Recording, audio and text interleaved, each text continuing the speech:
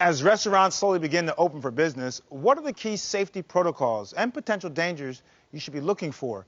Joining us to give tips and guidelines for a safe dining out experience is the co-president of the Emmy Post Institute, best-selling author of The Etiquette Advantage in Business, and co-host of the podcast, Awesome Etiquette. Welcome, Lizzie Post. Hey, Lizzie, thanks for joining us. Thank you so much for having me. It's a pleasure to be here. Yes. Wait, so you're the great-great-granddaughter of Emmy Post? You got it. That is right. There you go. It's in the blood. It's in the blood. Okay, let's get right down to it. So you got it. What do people need to know if they're thinking about going out to dinner again? You say, first of all, call ahead. I do say call ahead first. Taking the time to call ahead and find out a restaurant's policies and protocol for dining out with them, as opposed to takeaway, it is really important because different restaurants are tackling it slightly differently. And calling ahead is going to let you know what their protocols and procedures are and whether or not those are things that you feel comfortable and safe with. It also allows you to get a jump start on thinking about how you can be the best patron that you can be at this restaurant, because we aren't only trying to protect ourselves when we go out, we are trying to protect others. I love what you're saying, that it's not just about you, it's about others, and we're in this together. That's a big theme for us this season, is we're all in this together. Then you say you don't have to hold open doors. Now, I don't want my kids to hear this because I tell my boys, hey, open the doors. But you say it's okay not to do it right now.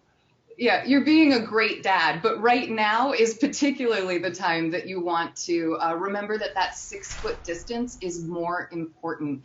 It's really easy to think that, oh, you want to do the polite thing and hold that door, but right now, the polite thing is the safe thing. And if holding that door can't allow for that 6 foot of distance between you and someone who's not in your sort of pod, then it's really, really important to just let that door go. Don't worry about it so much. It feels really awkward to us right now, but it does not have to be. Just know that you are doing the right thing. The other thing with this is also when people are entering and exiting, you want to step back and really give whichever party is moving through the door enough space to be able to do that. Absolutely. And you say, hey, listen, it's okay sometimes to use your foot. To hold the door? You certainly could. If your foot extends far enough that you can make that work, I think that's okay. But I think that you really want to make sure you're giving space. Okay. And then you say, of course, and my goodness, this is my theme, mask it up.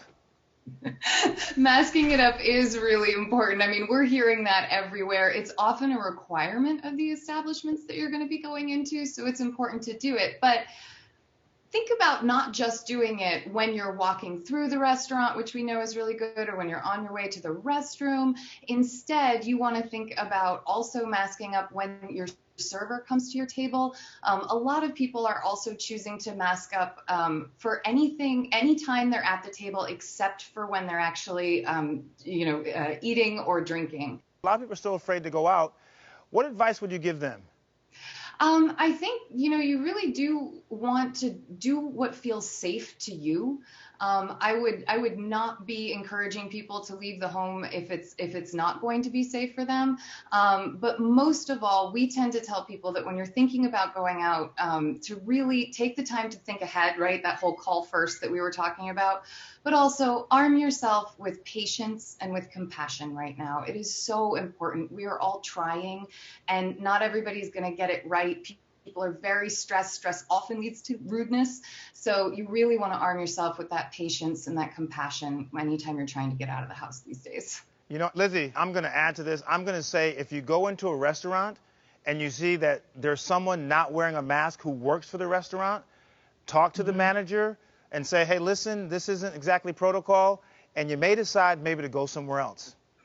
You could be. They might have a reason for it. I'd be surprised if they were working in a space like a restaurant, weren't wearing a mask, and had a sort of, a reason for that. But I think you're right that the best you can do is to really focus on being in places that are participating well and participating safely with this. Lizzie, this is all great advice. You are living up to your family name. Thanks so much for that. Thank you very much.